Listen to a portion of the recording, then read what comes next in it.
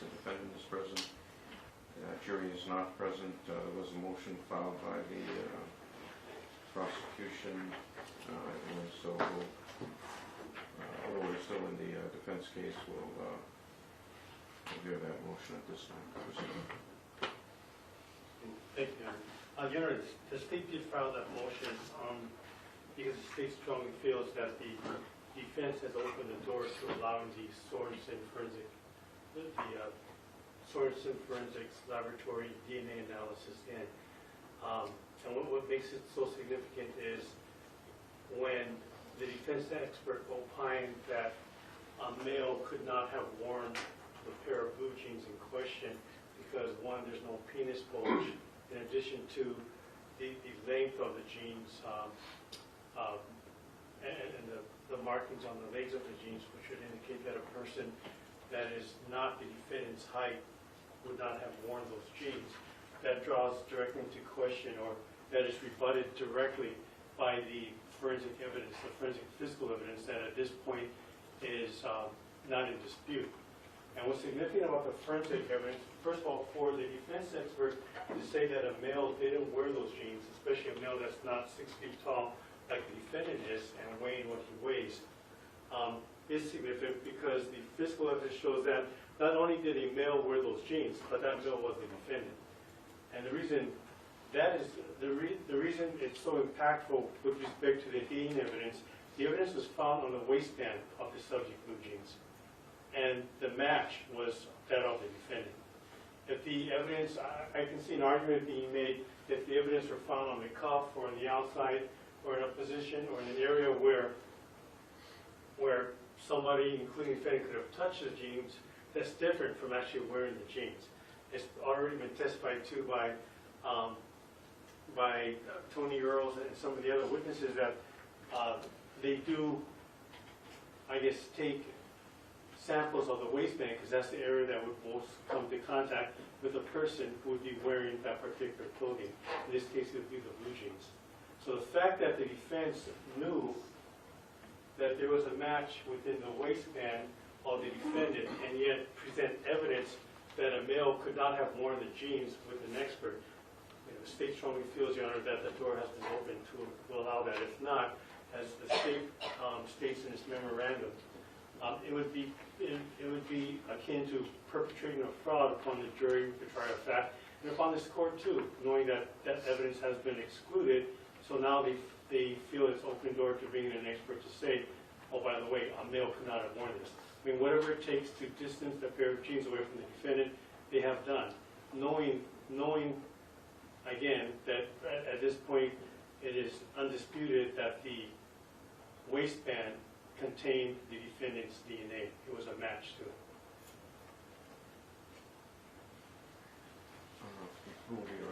So, Your Honor, I'm going to respond to the state's motion to admit these DNA results. But as I think the court is aware, we have also filed a memorandum to exclude the testimony of Conti Del Awis, MD, and Nicholas Veer Hus. I'm not really sure how to pronounce the last name. I would, at some point, and I'll defer to the court when it wishes to entertain it if it does, would like to propose an oral motion excluding those two witnesses based on, and have the memorandum that we submitted support that motion. But to get back to the state's motion to admit the DNA results. At the commencement of this trial, this court was presented with the state's best evidence and most compelling arguments as to why it should be allowed to introduce the DNA sought to be introduced now. Because the state stood to gain an unfair advantage at trial, this court resorted to one of the most drastic remedies possible. It threw its yellow flag and penalized the state with a severe sanction. To be clear, this court did not reward the defense with anything in ruling as such.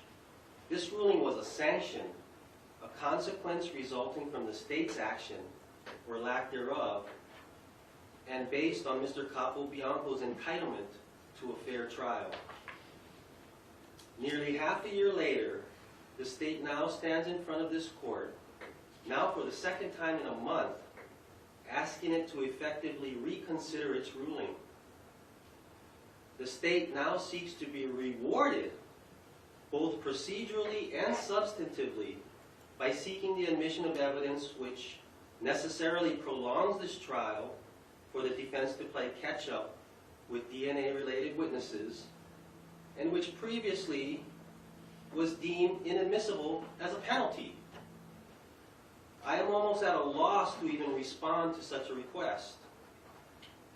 In this context, I would like to place our objection to this motion on the record. Having said this, at this point in time, the state's argument amounts to, oh, the defense has opened the door, and now they have to have an opportunity to bring in the DNA evidence to show that the jeans at issue were worn by a male.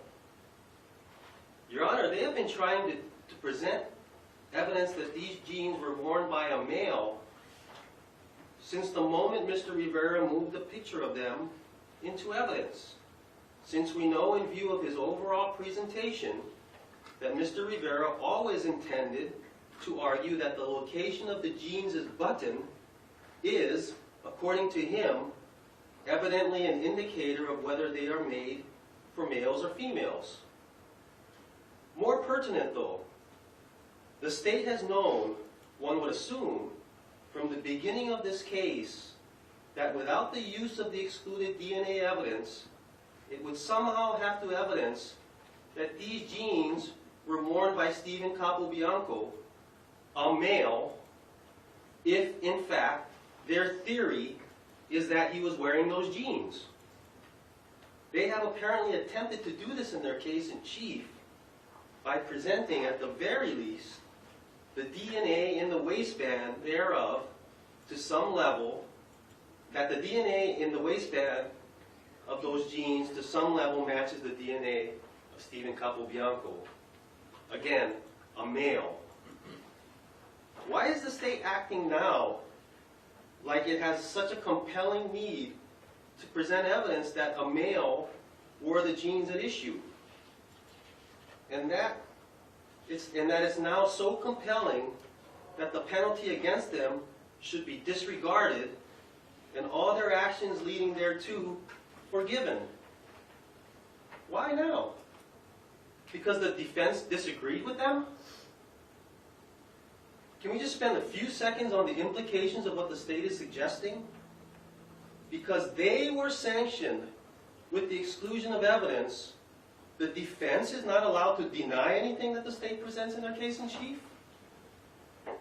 Under the state's theory of this motion, the fact that the defense presented evidence about a cell phone tower location would have served for the basis for their opening the door argument, since bringing in the DNA would rebut the implication that Mr. Capobianco wasn't at a given location. The defense's presentation of evidence regarding the masking tape would have served for that basis, since the DNA would now rebut any implication that Mr. Capobianco was involved in the alleged crimes. Here, where the state has an affirmative duty to prove that Mr. Capobianco did anything involved in these allegations, one would think that the state, in good faith, put on whatever evidence they were allowed to in this pursuit. This is their affirmative duty in this case. Not only in this case, but in their case in chief. One would think that, short of the defense attempting to present evidence tantamount to DNA evidence, the state would feel comfortable with their good faith efforts, at least to the point of whether they've proven their theory that Mr. Capobianco, a male, was wearing these jeans. To date, the state has already supposedly presented DNA evidence to that point. Surely, the opinion of arguably nothing more than a dry cleaner's son, doesn't threaten their steadfast case towards guilt. Your Honor, I object to counsel continuously looking at me like this is between him and I. We're arguing before the court. This is not personal, and I'm not sure why counsel is trying to make this personal. This is just an argument before the court. Let's have the arguments presented to the Thank court. you. Proceed. Moreover, even absent any presentation of any evidence by the defense, the state surely must have anticipated an argument by the defense at closing that they proved nothing relative to any argument that they evidenced that Mr. Capobianco was wearing those jeans that were supposedly involved in an alleged crime. What the state seeks at this point of the trial is not necessarily to gain an unfair advantage over Mr. Capobianco. What it seeks is to perpetuate an unfair advantage over Mr. Capobianco, despite its blatant pretrial violations. All Mr. Capobianco has ever sought was a fair trial here. To grant the state's request relative to this DNA would be, in effect, giving Mr. Capobianco an unfair trial. Thank you, Your Honor. Your Honor, this court made it clear this is not, all these pretrial hearings and these evidentiary hearings, this is not about rewards and punishment. And this court did make it clear that Your Honor was not here to punish anyone nor reward anyone, but to seek fairness for both sides. And that is all the state is asking at this point. Counsel's analogies are completely misplaced when he wants to compare the masking tape and the cell tower with respect to DNA evidence that is specifically contradicted by their expert who was allowed to testify as a forensic pathologist, although he had no training, no formal education. All he did was watch other pathologists, and he was allowed to testify as one, and then opine as a pathologist that the genes in question was not worn by a male, especially not a male that's 6 feet tall, which is the defendant's height, and weighing what the defendant weighs. And then further compounding them by saying, and there's no penis bulge. And that further tells them a male did not wear these jeans. I mean, that's ridiculous in and of itself, but that's his expert testimony as a pathologist. They opened the door, and in all fairness, although this may be a hard thing for the defense to accept, but if we are to be truly fair to both sides, they're not allowed to come in and bring in contradictory evidence, which is part of the specific contradiction document, but bringing contradictory evidence that can be, or bringing evidence that can be directly rebutted and contradicted by physical evidence that has been excluded. Now, these aren't statements. The state knows that there's case law where if there's statements that are excluded, they're excluded forever. But where there is physical evidence that's either suppressed or excluded, and the defense opens the door to that, and that excluded evidence can directly contradict or rebut the evidence that the defense has brought in to open the door, then that should be allowed under the doctrine of specific contradiction. And the state did bring in a case law on that in State versus Rogan. Although it's not from this jurisdiction, then it pretty much is the standard that is followed throughout the courts. But the fact that the defense is now claiming that the court would somehow reward the state with this, that the state is not seeking any reward, Your Honor. We are simply asking for the same fairness shown to both parties throughout the trial. And when the court made its ruling to exclude the DNA evidence, it wasn't to punish the state or to reward the defense or anything like that. This court based it upon what this court thought was fair. And what the state is asking now is for Your Honor not to change its standards of fairness, but to keep with that and to know that the defense is not allowed to perpetrate a fraud on the trier of fact by telling them no, the genes were not worn by a male through their so-called pathologist expert, and this defendant who was 6 feet tall did not wear these genes. That would be perpetrating a fraud when they know very well that he wore. Not only did a male wear these jeans, but he's the male that wore them. I object to Mr. Rivera saying what I know very well. I don't know that very well. He doesn't know that very well. Judge, part of the evidence. All right, this is argument, so. Thank you. Objections over. Proceed. So knowing that that is a DNA evidence that at this point is unrefuted at this point, that would be perpetrating a fraud on the trier of fact. And to call that a reward or punishment is completely misplaced. We're simply asking that fairness abide in this trial. Thank you.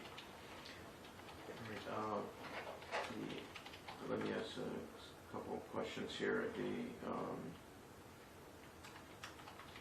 The request is based on the testimony of the defense witness, and I think what we need to do is take a look at that testimony that you're talking about, that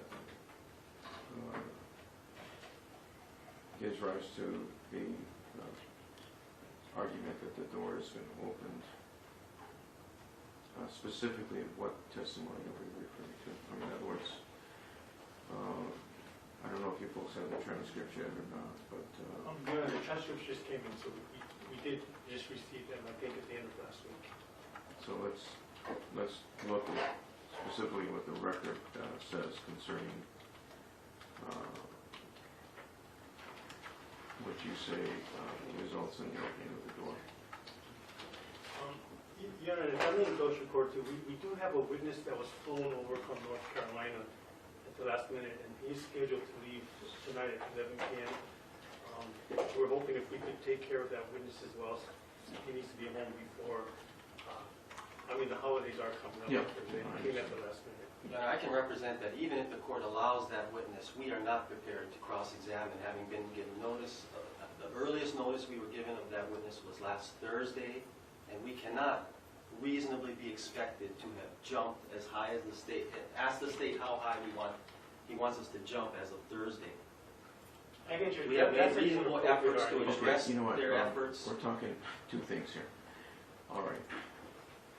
You're asking, what you're telling me is that rather than consume time with this issue right now, you need to get to conclude the defense case and get to your case so you can call this witness. That's correct. That's what you're telling me. Exactly. And I was inquiring about the record and what you're relying on in the record that supports your argument that the door has been opened. That's what I need to look at.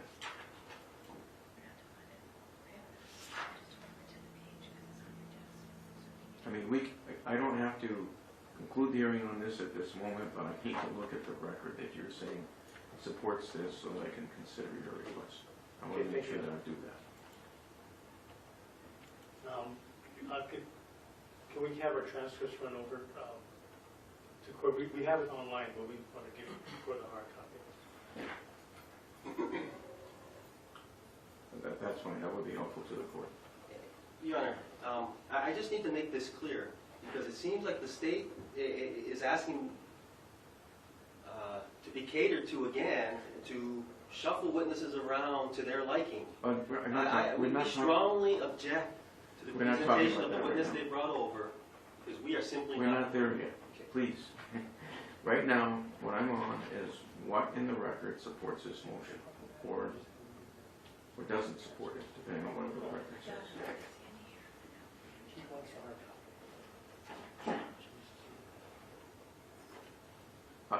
Let me do this in the interest of time, because this really deals with the prosecution's rebuttal case, so this motion before the court. So let's, what I'll do is to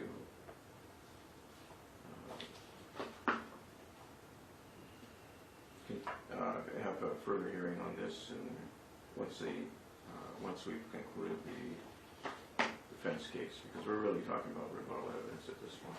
So I thought it would be more efficient to deal with it right now, but it's not working out that way. So. Just to give the court an idea of the landscape relative to the remainder of our case, we have a picture that I understand the state will not be opposing the admissibility of that picture as the picture of Scott's vehicle. We have some phone records for the phone number 2805003 related to a very finite date period, which the state has. Judge, the only thing I was going to ask was the offer of proof of those phone records, because we didn't even touch upon it. And that's where we're having a little nuance, is that we were so caught up in trying to address these issues over the weekend and since Friday that we just simply forgot to bring in the hard copies of the 5003 exhibit number that we plan to introduce as an exhibit. It's just a matter of printing it out down at the business, etc., going down there and getting it. The request is for an offer of proof with respect to the record. Yeah, I just want to know. I mean, they came from us, but they were never introduced or discussed. Well, the sad thing is that I'm disturbed by that being a condition of its admissibility right now. Because I didn't say it was. No, the thing is, Mr. Rivera already agreed to let it in, and they had discussions with Mr. Nardi as to why they were being brought in and what relevant time period. And the agreement was that they weren't going to oppose to it. Could you just let the court know what it is and what the offer of proof is, please?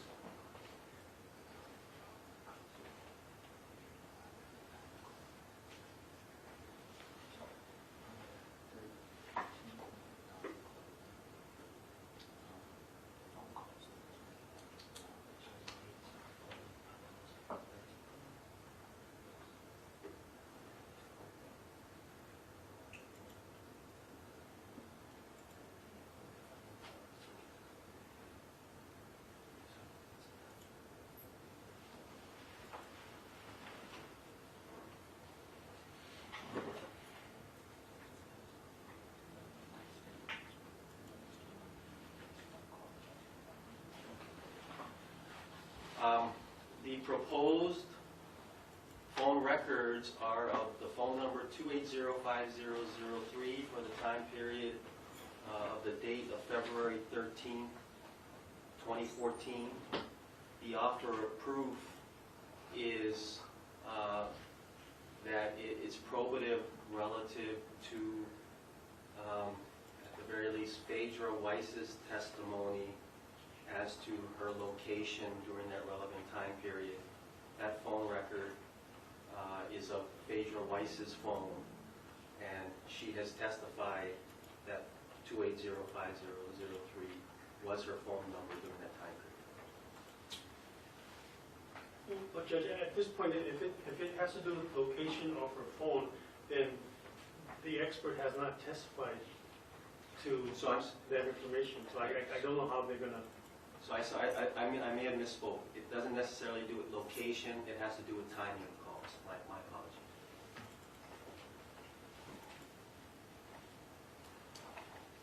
All right, so it's all right, and then So that was our two exhibits that we planned on bringing. We just don't have the hard copy for the second one. And then we anticipated that the court was going to tachibana our client, and we were going to rest. meaning that at least under their plea, he's decided not to testify. Yes. All right. How long will it take to get those records? Because you need those to finish up your case. 10 minutes. Okay, we'll take a 10-minute recess. And we'll have the transcripts available by then. All right. Thank you. The court is in recess.